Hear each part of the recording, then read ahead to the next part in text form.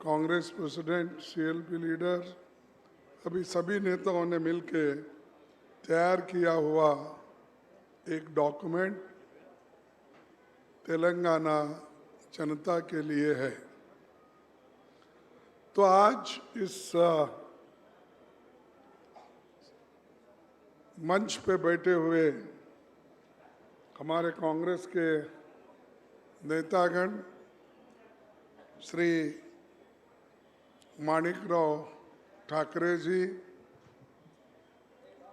रेवंत रेड्डी जी, भट्टी विक्रम जी, श्रीधर बाबू जी, दीपा दास मुंशी जी और ऑल जितने भी डिस्टिंग्विश्ड मेंबर्स कांग्रेस के यहाँ बैठे हुए हैं और आज इस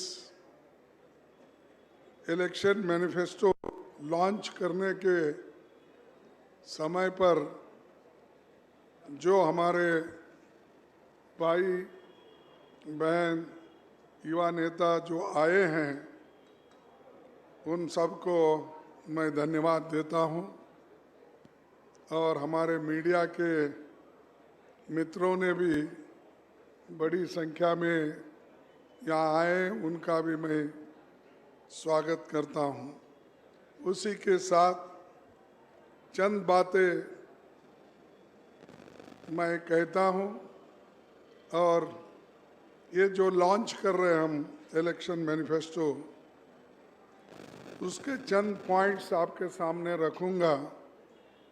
जो हमारी सरकार आएगी तो हम ज़रूर उन सभी डिक्लेरेशन के पॉइंट्स को इम्प्लीमेंट करेंगे। अब तेलंगाना का जनता का मूड तो ऐसा है कि कांग्रेस पार्टी को किसी ना किसी तरह हुकूमत में लाना ये वोटरों का इरादा हो गया है। हम तो कहते हैं हमको वोट दो, लेकिन लोग ये कह रहे हैं अरे हम आपको वोट देने के लिए तैयार है और इस बार हम चाहते हैं कि कांग्रेस पार्टी अधिकार में आए।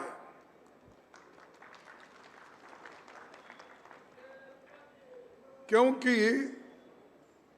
ये कोई किसी को दुख पहुंचाना, किसी का क्रिटिसाइज करना, ये हमारा मकसद नहीं है। ये सब छोड़ दिए हम केसीआर को और मोदी को। ये तो तेलंगाना का जनता का मूड ये है। और इरिगेशन में जो घोटाला हुआ, कल्लेश्वरम बैरेज में जो घोटाला हुआ, इस घोटाले की वजह से और जो भ्रष्ट सरकार यहाँ है, इन्होंने बहुत कुछ गलत कामें की है और इसको तो पहले तो जोर से मोदी साहब बोलते थे, लेकिन आजकल उनकी आवाज भी केसीआर के खिलाफ कमजोर हो गई है। और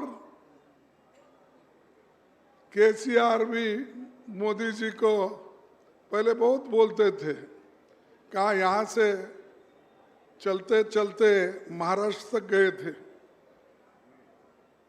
यहाँ से केसीआर साहब चलते चलते महाराष्ट्र तक गए थे कि सारे हिंदुस्तान में अपने पार्टी को फैलाने के लिए गए थे, लेकिन सिर्फ मोदी के पास ही वो सुकड़ गए।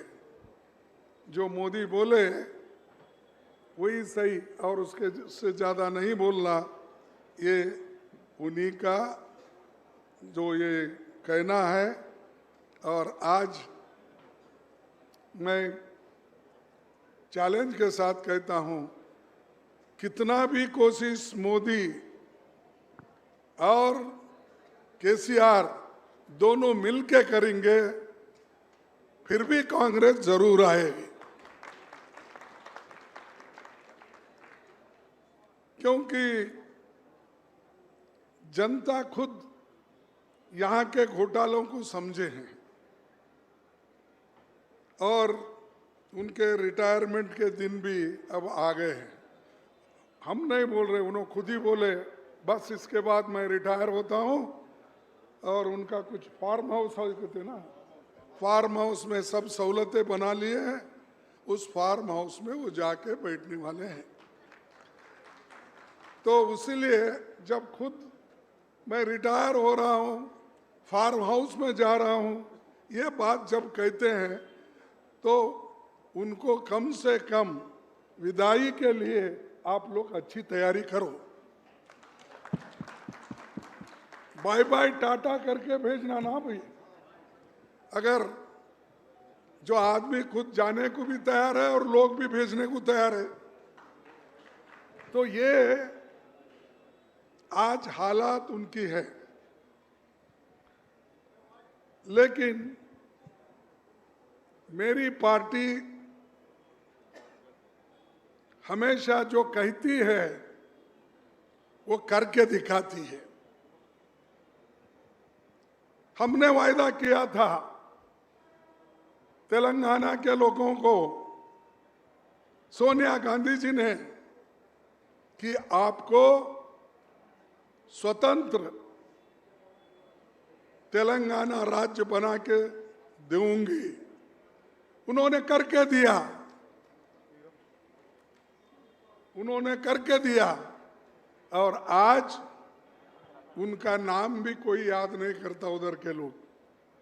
कांग्रेस तो हमेशा सच के लिए लड़ती है, बोलती है, लेकिन जो फायदा उठा रहे हैं आज, उनके जबान से सोनिया गांधी का नाम नहीं आता। और सोनिया गांधी अगर नहीं इसको मानती तो क्या इनके वोट थे क्या इनके पास 2/3 वोट चंद्रशेखर के पास या दूसरे उनके कोई साथी के पास थे? कुछ नहीं।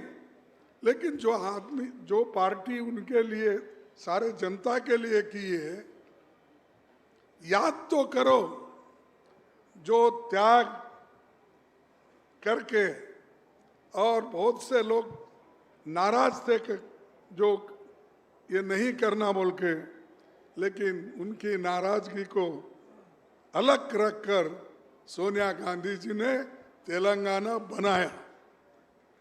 तेलंगाना बनाने के बाद कुर्सी पे कौन बैठे? जो आदमी तेलंगाना बनाने के लिए उसके पास कोई शक्ति नहीं थी। अब ऐसा तो एजिटेशन पूरे तेलंगाना में बहुत लोग की है, बहुत लोग गोलियां खाई, लाठी खाए, मरे। उनके वजह से आखिरी में सोनिया गांधी जी ने मानकर ये तुम्हारे को आज तेलंगाना मिला है। तो इसका फायदा जनता की भलाई करने के बजाय सब लोग लूटते जा रहे हैं। अब इरिगेशन में लूटना, सैंड में लूटना, माइनिंग में लूटना, कोयले में लूटना, कितने लूट करने के लिए आप तेलंगाना लिए? क्या तेलंगाना को समृद्ध बनाने के लिए आप अलग राज्य बनाए? मुझे बोलिए। तो ये सब सिर्फ चंद लोगों के लिए तेलंगाना का बेनिफिट मिल रहा है। इसीलिए हम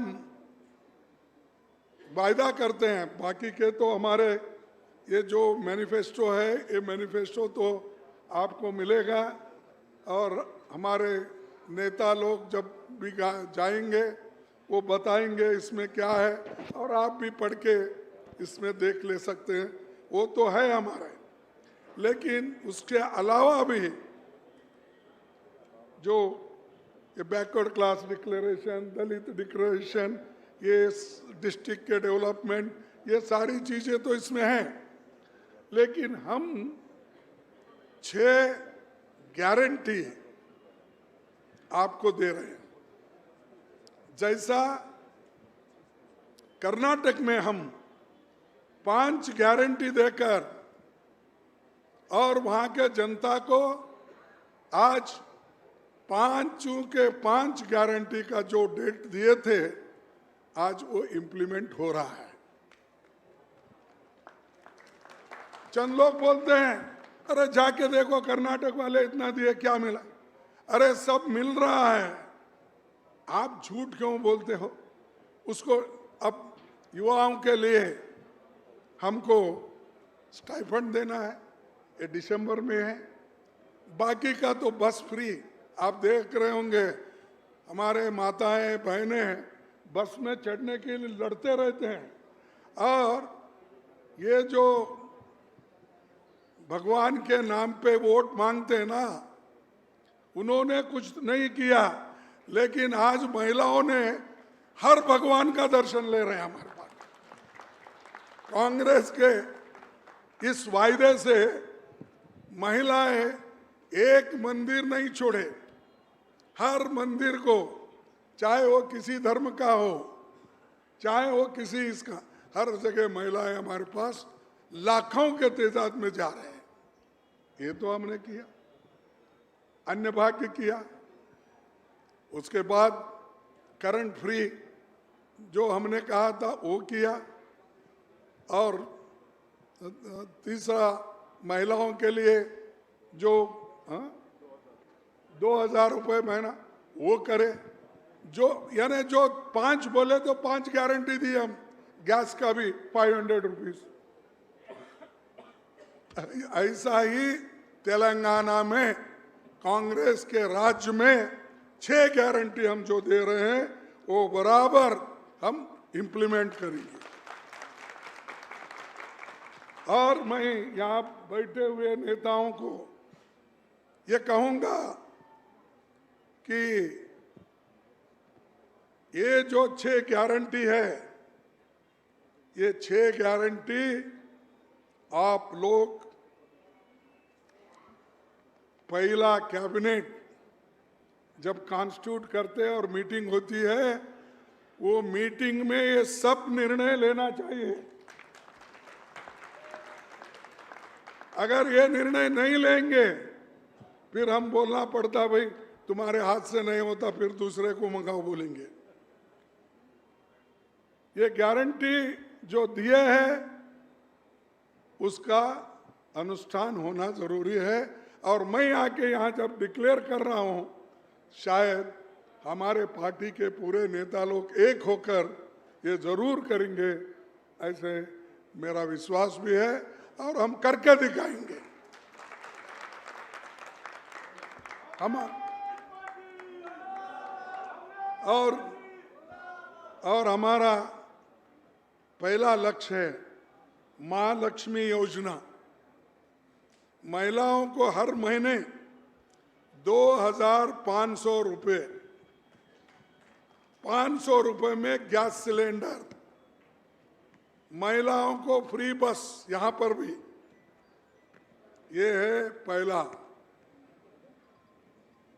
रैतु भरोसा, किसानों को हर साल 15,000 रुपये, खेतिहर मजदूरों को 12,000 रुपये, धान पर 500 रुपये प्रति कुंटल बोनस, ये भी हम करेंगे रैत के लिए। गृह ज्योति योजना, 200 यूनिट बिजली फ्री। इंदिरा अम्मा इंदोलू घर बनाने के लिए 5 लाख रुपए की सहायता। तेलंगाना आंदोलन के सेनानियों को 250 रुपए 250 हाँ तेलंगाना आंदोलन के सेनानियों